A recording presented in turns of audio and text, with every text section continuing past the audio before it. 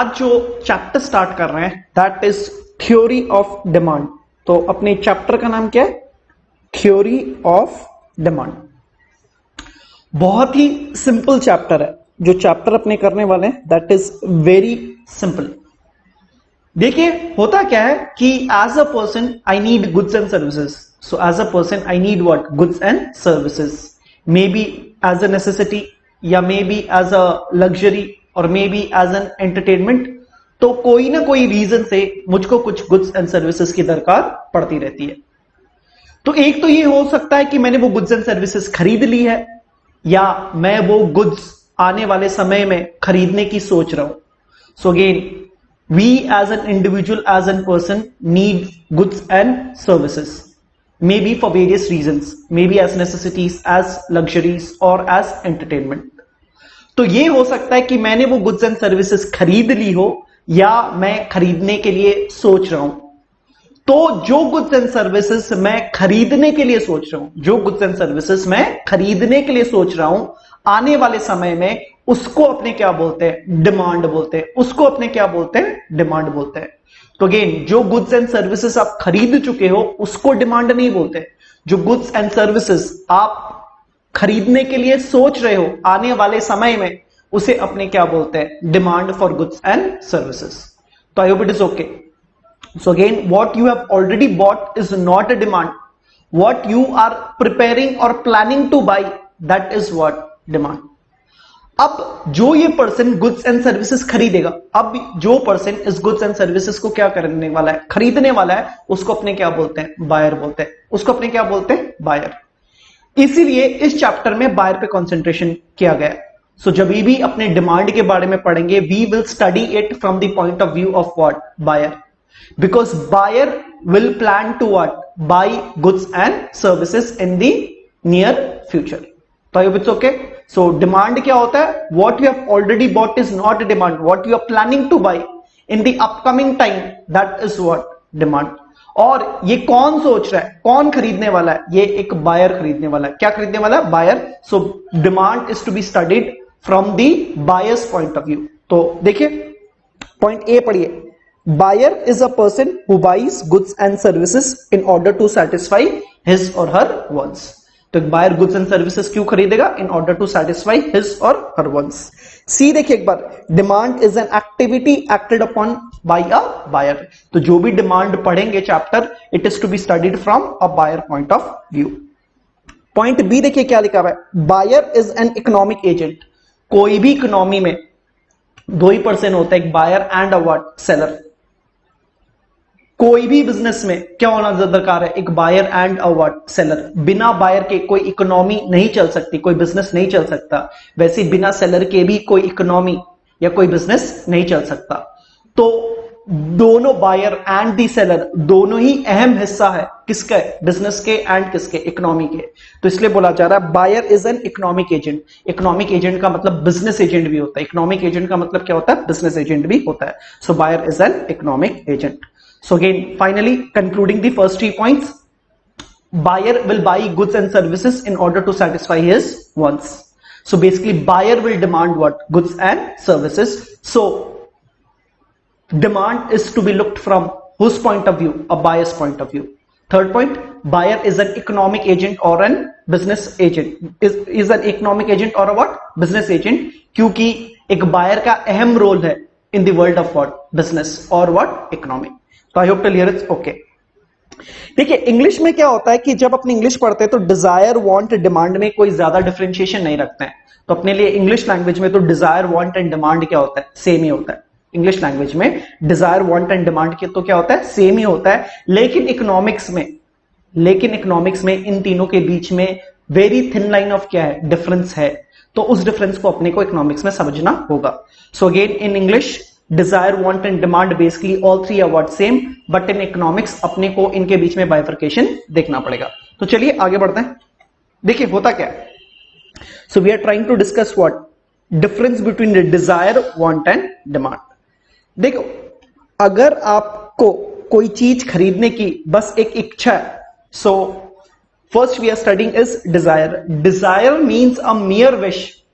Desire means a mere wish to buy some goods and services where ability to spend is missing. ability to spend is missing.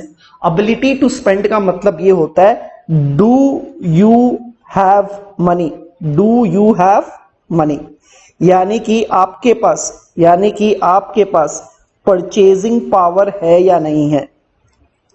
So ability to spend का मतलब क्या होता है? Ability to spend का मतलब होता है कि आपके पास पैसे है कि नहीं है. क्योंकि आपके पास पैसे है तो आपके पास परचेजिंग पावर है. अगर आपके पास पैसे नहीं है तो आपको परचेज करने की पावर नहीं है.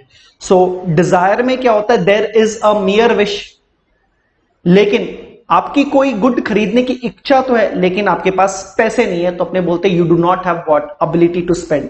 और अगर आपके पास पैसे नहीं है तो आपका विलिंगनेस टू बी स्पेंड क्या होगा? मिसिंग होगा. क्योंकि विलिंगनेस का मतलब होता है इंटेंशन टू स्पेंड. तो आपके पास पैसे ही नहीं है तो how can you intend to what? Spend. So again what do you understand by desire? Desire means a mere wish where you do not have the ability to spend, यानी कि आपके पास पैसे नहीं है and there is no willingness to spend. क्योंकि जब आपके पास पैसे ही नहीं है तो आप स्पेंड करने की इंटेंशन नहीं रख सकते हो. तो आई होप इट्स ओके. तो desire means a mere wish where ability to spend and willingness to spend is lacking. Ability to spend का मतलब क्या होता है? आपके पास पैसे है कि नहीं है. विलिंगनेस टू स्पेंड का मतलब क्या होता है? आपका इंटेंशन है कि नहीं है स्पेंड करने का. वांट में देखिए आपकी इच्छा तो है, आपके पास पैसे भी है, लेकिन आप उस गुड पे पैसा खर्चा नहीं करना चाहते हो. तो आई होप आप कितनी बार जब मॉल जाते हो तो कोई गुड आपको खरीदने की इच्छा करती है, आपके पॉकेट में भी पैसे होते हैं, लेकिन आपको लगता है कि नहीं वैसे ये कोई ज्यादा काम की चीज नहीं है, तो आप उसको खरीदने का सोच बदल देते हो. तो that is a want. So want is a wish where there is an ability to spend but willingness to spend क्या है? मिसिंग है. तो आपकी इच्छा भी है, आपके पास पैसे भी है, लेकिन आप उसे फिर भी खरीदना अगर नहीं चाहते हो तो that is a want. When it comes to demand, you have the wish, you have the money and you are well prepared to what? Spend, यानी कि आपका इंटेंशन भी है उस गुड्स पे खर्चा करने का. So what is demand? Demand में क्या होता है? You have a wish and you have the ability to spend and there is an intention to spend, willingness भी है उसको spend करने का, तब अपने उसको क्या बोलते हैं? डिमांड. तो अगेन अपनी सेकंड टॉपिक क्या थी? Difference between desire, want and demand. Desire का मतलब क्या होता है? You have only a wish where ability to spend and willingness to spend is missing. Want में there is a wish, there is money, but still you do not want to spend on the same. Demand में there is a wish, you have the money and you are ready to what? Spend. तब अपने उसको क्या बोलते हैं? Demand बोलते हैं. तो देखिए यहां पे यही लिखा हुआ है. डिजायर का मतलब क्या होता है? It is a mere wish for a good which can not be fulfilled. It is a wish which can not be fulfilled क्योंकि आपके पास पैसे ही नहीं है. For example Mercedes for me is a desire, क्योंकि मेरी खरीदने की इच्छा तो है बट उतने पैसे मेरे पास नहीं है. तो that will become a what? Desire. The reason for being the absence of what? Purchasing power, यानी कि you do not have the ability to spend and therefore you are no position to spend on it. तो देख लीजिए बस एक ही चीज है, आपके पास desire है but there is no money, you do not have the purchasing power and there is no willingness to spend because आपके पास पैसे ही नहीं है. Want का दूसरा नाम देख लीजिए क्या होता है? Effective desire. वांट का मतलब क्या होता है? Effective desire. तो डिजायर में इफेक्टिवनेस कैसे ऐड हो रही है? क्योंकि आपके वांट में आपके पास क्या है? पैसे.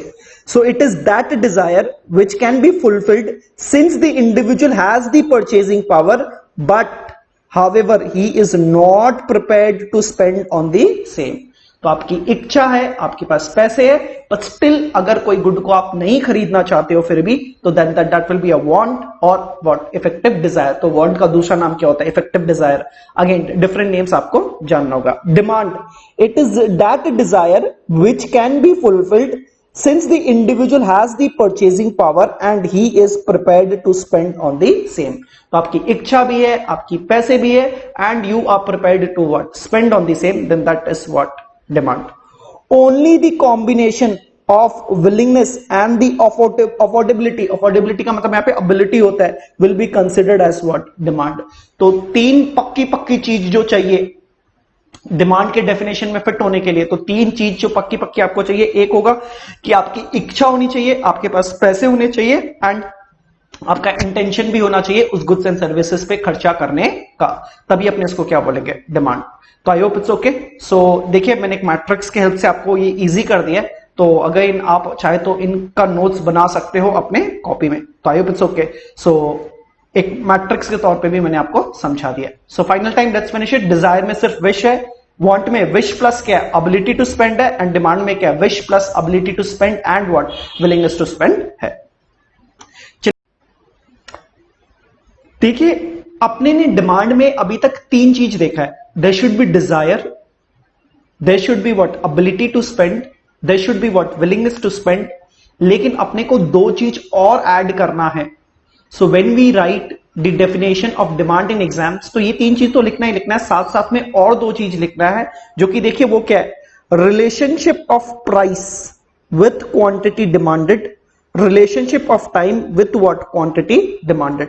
तो एक तो डिजायर तो लिखना ही लिखना है, एबिलिटी लिखना ही लिखना है, विलिंगनेस लिखना ही लिखना है, और ये डी एंड ई भी आपको एग्जाम में क्या करना है, डिमांड के डेफिनेशन के भीतर लिखना है। आप प्लीज इसको आराम से समझ सकते हो। तो यहां पे क्या बोल रहा है कि demand will be influenced by price, demand will be influenced by price, is it true और नॉट। फॉर एग्जाम्पल सोचिए एक आईफोन 1 लाख रुपए में बिक रहा है, एक आईफोन 1 लाख रुपए में बिक रहा है। अब अगर उसका प्राइस 10,000 कर दिया जाए तो आई थिंक उसकी डिमांड क्या होगी, बढ़ेगी, उसकी डिमांड क्या होगी, बढ़ेगी। तो देखिए price will influence the demand of a particular good. तो अक्सर ही ये होता है, जनरली ये होता है कि जब प्राइसेस गिरती है तो उस गुड्स की डिमांड बढ़ती है, और कोई गुड्स की अगर प्राइसेस बहुत बढ़ जाती है तो उसकी डिमांड क्या हो जाती है, घट जाती है। तो आई होप आप भी जनरली ये फील करते हो। तो अगेन 3 पॉइंट्स तो डिमांड के डेफिनेशन में था, साथ साथ में चौथा आपको जो पॉइंट डालना है डिमांड के डेफिनेशन में वो क्या होगा कि demand bears a relationship with its price, demand will bear a relationship with its price because price does influence the what, demand। तो जब कोई चीज की गुड की प्राइस बढ़ती है तो उसकी डिमांड घट जाती है, कोई चीज की गुड की प्राइस घटती है तो उसकी डिमांड क्या हो जाती है, बढ़ जाती है। मोर ओवर अपने को यह भी देखना है कि डिमांड की इंफ्लुएंस, डिमांड को टाइम भी इंफ्लुएंस करता है। तो नेक्स्ट देखिए relationship of time with what, quantity demanded. So again time does influence the what, demand. For example देखिए मैं एक दिन में 6 चपाती खाता हूं, एक दिन में मैं क्या खाता हूं, 6 चपाती खाता हूं। सोचिए 2 + 2 + 2। तो क्या मैं 2 दिन में भी 6 चपाती खाऊंगा, 3 दिन में भी मिला के क्या 6 चपाती खाऊंगा, नहीं। तो देखिए जैसे टाइम को मैं बदलूंगा तो जो मेरी रिक्वायरमेंट्स है वो भी क्या हो जाती है, बदल जाती है। तो अगेन जैसे टाइम बदलेगा आपकी रिक्वायरमेंट्स भी क्या हो जाती है, बदल जाती है। अगेन समर में क्या मैं ब्लैंकेट मांगूंगा, डिमांड करूंगा, वही सोचिए विंटर आएगा तो डेफिनेटली मैं ब्लैंकेट को क्या करूंगा, डिमांड करूंगा, मांगूंगा। तो again time does influence your what, demand. तो इसमें ये लिखा हुआ है relationship of time with what, quantity demanded.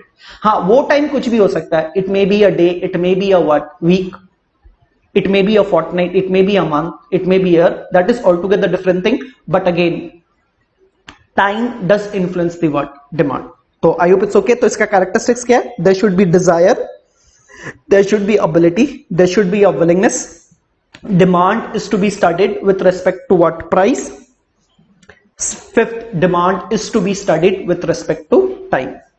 It is measured over a period of time, it is a what, flow concept। Anything which is measured over a period of time, anything which is measured over a period of time उसको अपने क्या बोलते हैं, flow concept बोलते हैं। तो again demand को अपने पर वीक इवैल्यूएट करते हैं, पर मंथ इवैल्यूएट करते हैं, पर डे इवैल्यूएट करते हैं। तो अगेन मैंने बोला मैं एक दिन में 6 चपाती खाता हूं, तो एक दिन में कितनी चपाती खाता हूं, 6। तो वीक के हिसाब से अप्रोक्सीमेटली कितना बैठना चाहिए, 42। 30 डेज के हिसाब से कितना बैठना चाहिए, 180। So again demand is to be evaluated over a what, period of time, over a what, period of time, a day, per week, per month। तो again anything which is measured over a period of time is termed as a what, flow concept। तो ये point F भी हो गया। चलिए ऊपर definition देख लेते हैं। Demand for a specific quantity of a good or a service is the desire to buy backed with sufficient purchasing power and preparedness to spend at what various prices during a given period of time. ये citrus पैराबस के बारे में बाद में पढ़ेंगे, citrus पैराबस के बारे में बाद में पढ़ेंगे। इसका मतलब होता है अदर थिंग्स कीपिंग कांस्टेंट, इसके बारे में बाद में पढ़ेंगे। तो ये लैटिन वर्ड है, इसके बारे में बाद में पढ़ेंगे। तो देखिए कितना इंपॉर्टेंट पॉइंट है। Point 1 desire, point 2 purchasing power यानी कि एबिलिटी टू स्पेंड, तीसरा willingness to spend, relationship with price and relationship with time. तो ये आपको पांचों पॉइंट्स को डिमांड के डेफिनेशन में डालना होगा, तभी आपका डिमांड का डेफिनेशन बनेगा इन एग्जाम। तो I hope it's okay. Next देखिए क्या करना अपने को, यहां पे देखिए यूजुअली क्या होता है, again now we are seeing the relationship of price and what goods demanded, उसके बारे में पढ़ रहे हैं। तो now we are coming to important point. यहां पे देखिए अपने क्या पढ़ रहे हैं कि डिमांड कैसे प्राइस से इन्फ्लुएंस हो सकता है। अगेन मैंने आपको अभी बोला था कि जैसे प्राइस ऑफ द गुड्स बढ़ती है, देखिए प्राइस ऑफ द गुड्स क्या हो रही है, बढ़ रही है। प्राइस ऑफ द गुड्स क्या हो रही है, बढ़ रही है। डिमांड देखिए क्या हो रहा है, घट रहा है। डिमांड क्या हो रहा है, घट रहा है। और यहां पे देखिए जैसे प्राइस क्या हो रहा है, घट रहा है। देखिए प्राइस घट रहा है, देखिए तो गुड्स की डिमांड क्या हो रही है, देखिए बढ़ रहा है। तो अगेन देखिए मैं 1 रुपए में मैं कितना गुड्स खरीदने को तैयार हूं, मैं 1 रुपए में 5 गुड्स खरीदने को तैयार हूं। लेकिन जैसे ही उस गुड की प्राइस 2 रुपए हो जाएगी, मैं कितना खरीदने को तैयार हूं, 4। जैसे ही 3 हो जाएगी, मैं कितना खरीदने को तैयार हूं, 3। जैसे उस गुड्स की प्राइस 4 हो जाएगी, मैं कितना खरीदने को तैयार हूं, 2। जैसे ही 5 हो जाएगी, मैं कितना खरीदने को तैयार हूं, 1। वैसे यहां पे देखिए जैसे 5 रुपए थे तो मैं कितना गुड्स खरीदना चाहता था, 1। जैसे 4 रुपया हुआ तो मैं कितना गुड्स खरीदने को तैयार हूं, 2। 3 होने पे कितना खरीदने को तैयार हूं, 3। जब प्राइस 2 हो गई तो मैं कितना गुड्स खरीदने को तैयार हूं, 4। जब 1 रुपए की प्राइस हो गई तो मैं कितना गुड्स खरीदने को तैयार हूं, 5। तो आप देख सकते हो कि जैसे प्राइस बढ़ेगी quantity demanded, Q is what, quantity demanded क्या होगी, घटेगी। और आप यहां पे देख सकते हो कि जैसे प्राइस क्या होगा, घटेगा, तो quantity demanded will what, increase. Generally यही होता है कि जब कोई गुड्स की प्राइस बढ़ती है तो मैं कम खरीदना चाहता हूं, और जैसे ही मैं क्या प्राइस घटती है तो उस गुड्स को मैं ज्यादा खरीदना चाहता हूं। तो यहां पे देखिए प्राइस एंड डिमांड के बीच में कैसे रिलेशनशिप है, नेगेटिव रिलेशनशिप है। तो again I hope introduction to microeconomics वाला वीडियो देख चुके हो, इंट्रोडक्शन टू माइक्रो इकोनॉमिक्स का वीडियो देख चुके हो। Again that is the main video, तो आपको तो वो देखना ही पड़ेगा। So introduction to microeconomics वाला जब वीडियो देख चुके हो तो उसमें अपने पढ़ चुके हैं कि 2 वेरिएबल, कितने वेरिएबल ले रहे हैं, 2 वेरिएबल। यहां पे 2 वेरिएबल कौन सा, प्राइस एंड व्हाट, क्वांटिटी। तो अगर एक वेरिएबल बढ़ता है दूसरा वेरिएबल घटता है, या एक वेरिएबल घटता है तो दूसरा वेरिएबल अगर बढ़ता है, तो अपने इस चीज को क्या बोलते हैं, नेगेटिव रिलेशनशिप। क्या बोलते हैं, negative relationship. So price and quantity demanded के बीच में कैसी रिलेशनशिप है, नेगेटिव रिलेशनशिप है। Price and demand of the goods के बीच में कैसी रिलेशनशिप है, नेगेटिव। प्राइस बढ़ेगी तो डिमांड घटेगी, प्राइस घटेगी तो डिमांड बढ़ेगी। अगेन अब देखिए 3 चीज आपके बुक में दिया हुआ है, demand function, demand schedule and demand curve. तो आपकी बुक में कितना चीज दिया हुआ, 3 चीज दिया हुआ, demand function, demand schedule and demand curve. अब देखिए मैं क्या बोल रहा हूं, अगर पॉइंट 1 देखिए, price and demand of a good, price and demand of a good के बीच में कैसी रिलेशनशिप है, देखिए नेगेटिव रिलेशनशिप है। और अगर मैं ये रिलेशनशिप एक इक्वेशन के हेल्प से एक्सप्लेन करता हूं, अगर मैं ये रिलेशनशिप एक इक्वेशन के हेल्प से एक्सप्लेन करता हूं, और ये देख लीजिए इक्वेशन, ये इक्वेशन क्या है, ये है, तो इसको अपने डिमांड फंक्शन बोलते हैं। तो मैं आपको बोल रहा हूं कि आप मुझे डिमांड एक्सप्लेन कीजिए, आप मुझे क्या एक्सप्लेन कीजिए, डिमांड एक्सप्लेन कीजिए। तो अगर आप प्राइस एंड डिमांड के बीच में नेगेटिव रिलेशनशिप दिखा रहे हो, नेगेटिव रिलेशनशिप दिखा रहे हो with the help of an equation, with the help of an equation, तो उस इक्वेशन को अपने क्या बोलते हैं, डिमांड फंक्शन। तो देखिए इसका मतलब क्या है, ये क्यूएक्स का मतलब क्या है, डिमांड। ये इक्वल का मतलब क्या होता है, इज। एफ का मतलब होता है डिपेंडेंट, एफ का मतलब क्या होता है, डिपेंडेंट। और इसका मतलब क्या होता है, प्राइस। तो आप पढ़िए, demand is dependent upon price, demand is dependent upon price. तो अपने ने आगे यही पढ़ा था, demand is dependent upon price. तो आई होप इट्स ओके। तो देख लीजिए Q X is equal to what, function, F stands for what, function, and P X is what, price of good X. तो अगेन आपकी बुक में 3 चीज है, डिमांड फंक्शन। अगर आपको मैं बोलूं डिमांड फंक्शन को आप डिफाइन करो तो आप क्या बोलोगे, if there is a negative, if we show a negative relationship between price and the demand of a good, if we show a relationship between the price and the demand of a good, और ये कैसी relationship, negative relationship, with the help of an equation, with the help of an equation, और equation क्या है, qx is equal to what, f px, then it is termed as what, demand function। वही relationship देखो, price and quantity के बीच में कैसी relationship again समझा रहे हो, नेगेटिव रिलेशनशिप समझा रहे हो with the help of a table. तो अगेन आप मुझको समझा तो वही रहे हो कि प्राइस एंड डिमांड के बीच में कैसी रिलेशनशिप होती है, नेगेटिव रिलेशनशिप, लेकिन आप एक टेबल के हेल्प से एक्सप्लेन कर रहे हो। टेबल देख लीजिए क्या है, ये रहा px qx, तो देखिए एक टेबल की हेल्प से एक्सप्लेन कर रहे हो। तो देखिए प्राइस बढ़ रहा है, क्वांटिटी क्या हो रही है, घट रही है। तो अगेन ये टेबल क्या दर्शा रहा है, नेगेटिव रिलेशनशिप समझा रहा है। तो अगेन इसी टेबल को क्या बोलेंगे, डिमांड शेड्यूल। इसी टेबल को क्या बोलेंगे, demand schedule. So again you are explaining me the relationship between what, price and quantity demanded, और कैसी रिलेशनशिप, नेगेटिव रिलेशनशिप, बट आप एक टेबल की हेल्प से मुझको समझा रहे हो। तो इस टेबल को क्या बोलते हैं, डिमांड शेड्यूल। अगेन आप मुझे क्या समझा रहे हो, relationship between price and quantity, and कैसी relationship, again negative relationship. Again कैसी relationship, negative relationship with the help of a what, graph. With the help of a what, graph. Graph देख नीचे देख लीजिए, अगेन मैंने आपको ग्राफ बनाना सिखाया हुआ है, देख लीजिए ग्राफ कैसे बनाया हुआ है। सो अगेन मेरा टेबल देखिए, ये रहा मेरा टेबल, मेरा टेबल देखिए बीच वाले कॉलम में। सो अगेन देख सकते हो यहाँ पे आपकी मेरी जो टेबल है, ये रे जो मेरी टेबल है, देखिए px क्या हो रहा है, बढ़ रहा है, qx क्या हो रहा है, घट रहा है। तो ये कैसी रिलेशनशिप है, नेगेटिव रिलेशनशिप। और नेगेटिव रिलेशनशिप का मतलब क्या होता है, curve has to be what, downward sloping. Curve has to be what, downward sloping. So this is always true कि जब दो वेरिएबल के बीच में रिलेशनशिप नेगेटिव है तो कर्व क्या है, डाउनवर्ड स्लोपिंग। कर्व क्या है, डाउनवर्ड स्लोपिंग। एंड अगेन मैंने आपको बोला था गैप देख लीजिए ऑन वाई एक्सिस, गैप देख लीजिए वाई एक्सिस। तो वाई एक्सिस में क्या है, देख लीजिए px है।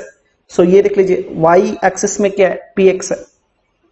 वाई एक्सिस में क्या है, px है। तो इसका गैप देखिए, गैप कितना है, देखिए गैप कितना है, 1 1 1। तो गैप क्या है, कांस्टेंट है। तो since the gap is constant, since the gap is constant on y-axis, the curve has to be a what, straight line. The curve has to be a what, straight line. तो आप देख लीजिए ये जो graph है, ये जो curve है, देख लीजिए क्या है, downward sloping straight line. Again ये जो देख लीजिए क्या है, डाउनवर्ड स्लोपिंग स्ट्रेट लाइन है कि नहीं है। मोरओवर आप नंबर्स चाहे तो प्लॉट करके भी देख सकते हो, कोई इश्यू नहीं है। तो अपने ने दो चीज सीखा हुआ ग्राफ बनाने के लिए, either you plot it and see it, और इंट्रोडक्शन टू माइक्रो इकोनॉमिक्स में मैंने आपको शॉर्टकट समझा दिया था।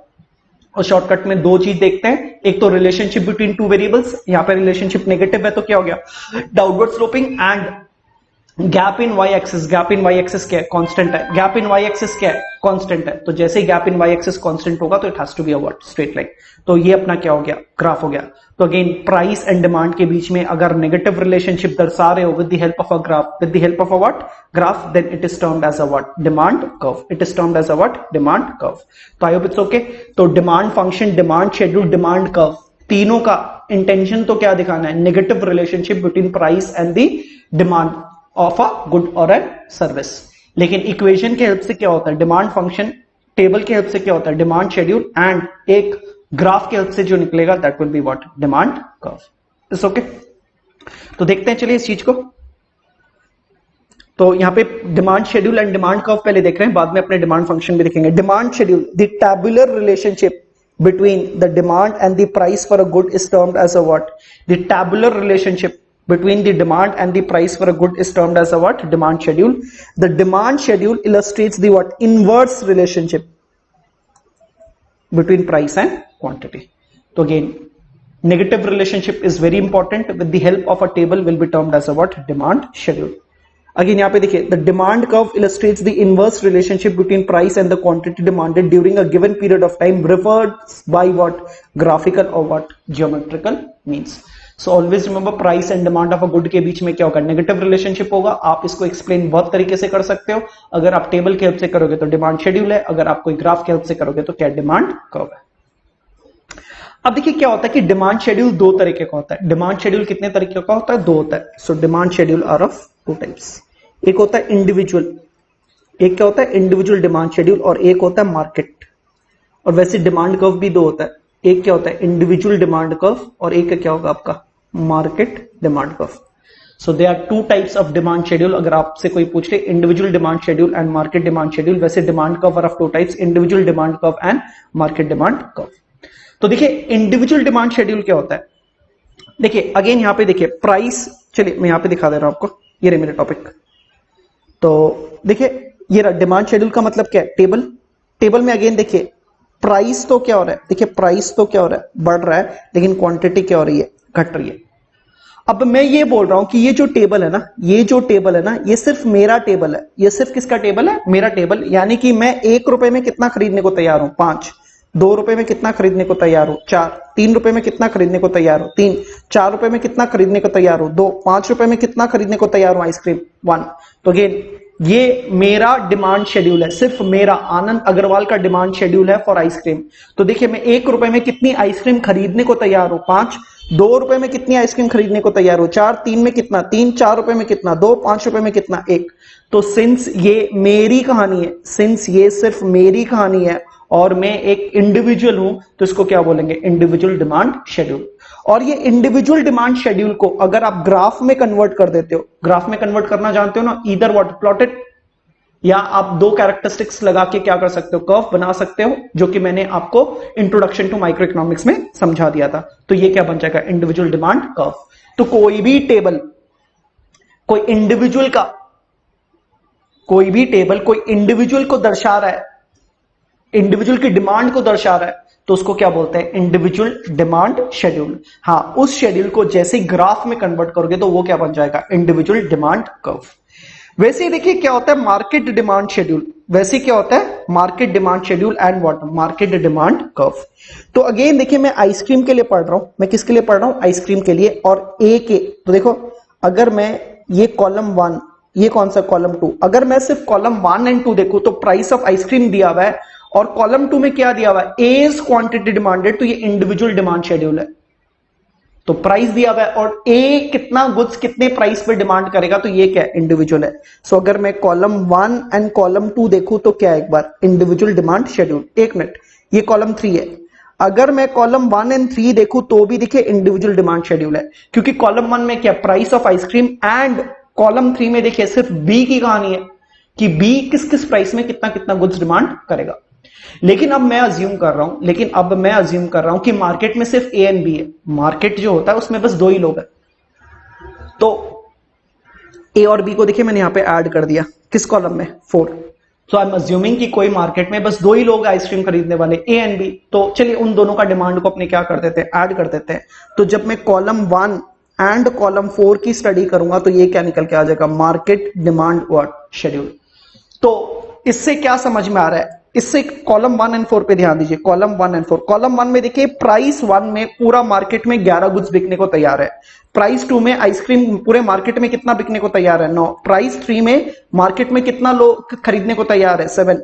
When the price is 4 market में कितनी आइसक्रीम बिकने को तैयार है, 5। और एट द प्राइस 5 कितना मार्केट में आइसक्रीम बिकने को तैयार है, 3। Then that is a what, market demand schedule. तो I hope it's okay. So when a table इस वे से रिफ्लेक्ट कर रहा है कि प्राइस दिया हुआ है और पूरे मार्केट में उस रेस्पेक्टिव प्राइसेस में कितने गुड्स खरीदने को तैयार है, then that will be a what, market demand schedule. So summation of individual demand schedule, summation of individual demand schedule will give you what, market demand schedule. तो I hope it's okay. तो जब सिर्फ एक table में 1% की कहानी को आप रिप्रेजेंट कर रहे हो, then that will be a what, individual demand schedule. लेकिन अगर एक ही टेबल में आप क्या कर रहे हो, जितने भी मार्केट में लोग हैं उसकी सारी की कहानी को क्या कर रहे हो, रिप्रेजेंट कर रहे हो, then that is a what, market demand schedule. तो देखिए जो आपका कॉलम 1 है और जो कॉलम आपका 4 है, इसका भी कर्व बना सकते हैं ना। तो कोई भी नंबर्स जो उसका आप कर्व बना सकते हो ना, उसका कर्व देखिए ये आएगा, उसका कर्व क्या आएगा, देखिए एरो देखिए ये आएगा। तो ये क्या बन जाएगा, मार्केट डिमांड कर्व। ये क्या बन जाएगा, मार्केट डिमांड कर्व। तो अगर आपको इंडिविजुअल डिमांड शेड्यूल का मतलब पता है तो आपको इंडिविजुअल डिमांड कर्व का भी मतलब पता रहेगा। वैसे आपको मार्केट डिमांड शेड्यूल का मतलब पता रहेगा तो आपको क्या पता रहेगा, market demand curve. So individual demand schedule का जो ग्राफिकल रिप्रेजेंटेशन होता है वो क्या होता है, इंडिविजुअल डिमांड कर्व। वैसे मार्केट डिमांड शेड्यूल का जो ग्राफिकल रिप्रेजेंटेशन होता है that is what, market demand curve. Individual में सिर्फ एक जन का क्या दिखाया हुआ है, डिमांड दिखाया हुआ है।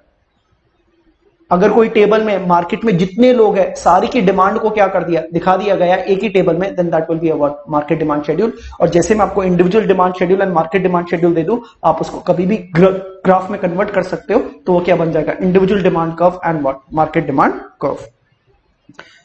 तो we stop here today, thank you.